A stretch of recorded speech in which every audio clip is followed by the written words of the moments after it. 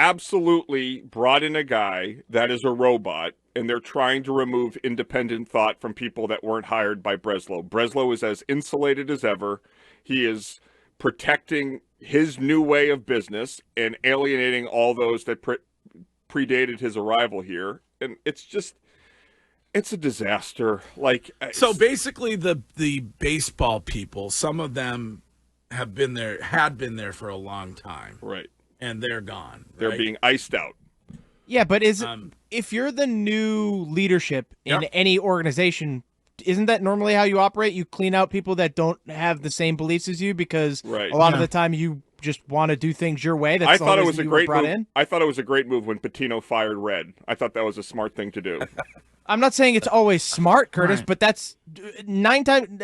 Correct me if I'm wrong, but 9 times out of 10, when new leadership enters any company or organization in the world, they generally want their people in charge and not people from previous regimes. And the guy that he fired, no disrespect to him, but I don't think he's on the same level as Red Auerbach. No. The guy was like, Breslow's an effing stiff.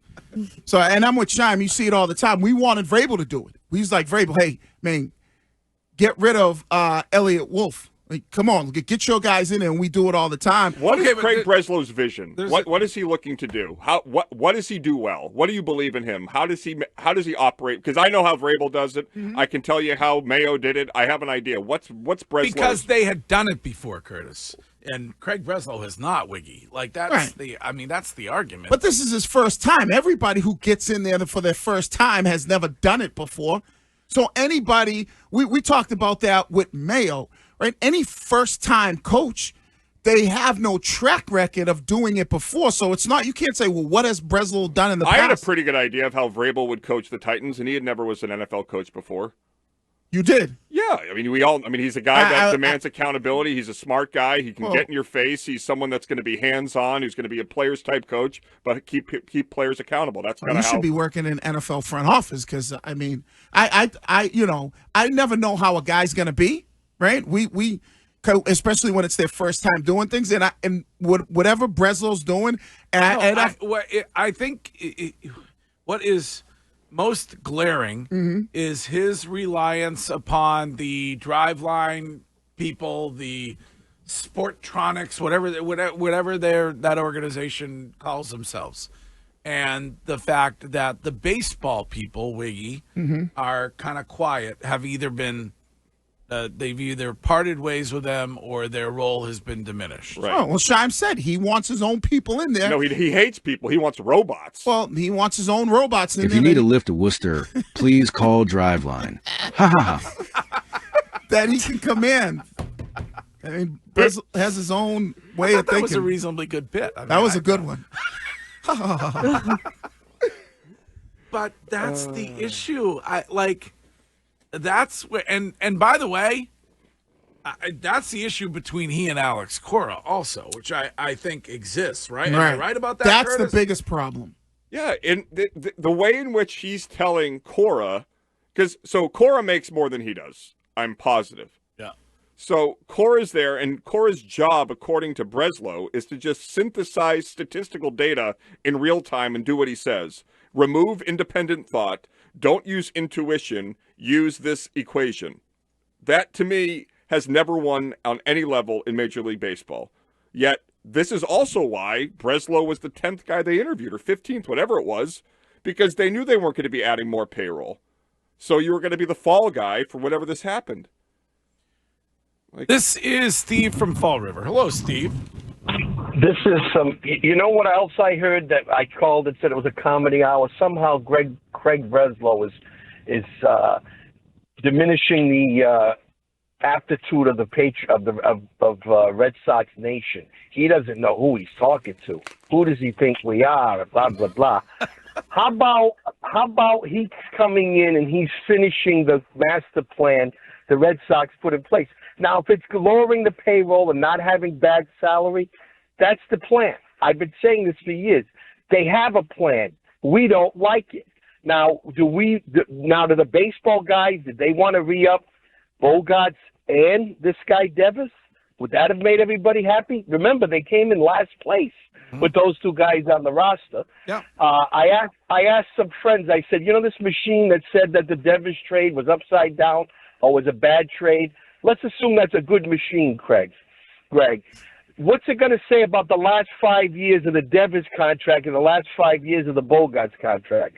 It's going to probably throw up if a machine could throw up. That is just bad garbage right there. We get rid of garbage.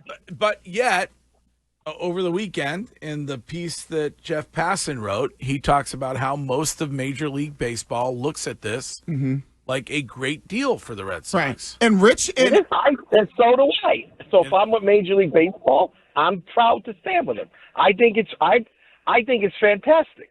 I think it's there's so many more benefits and objectively benefits. Never mind that he was a selfish player. He's poisoned people's heads. They have flexibility to use this money going forward. Oh, because they didn't have money before. Wait a minute. Wait a minute. They're 20th in payroll there, Steve-a-roo. So you'll feel better. So you'll feel better if they just light it on fire. Let's get another Dustin Pedroia. Let's get another Xander Bogaerts, $330 million. Let's just throw money at people, and everybody feels good when they're underwater because they have bad contracts.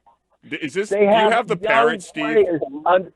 They have young players under their control. I do have a friend from college, by the way, who has a son that works for the Red Sox, and I think I'm looking for some remuneration because I've been like a PR guy for these people, and I think I can even say the case better than Sam Kennedy if he's listening.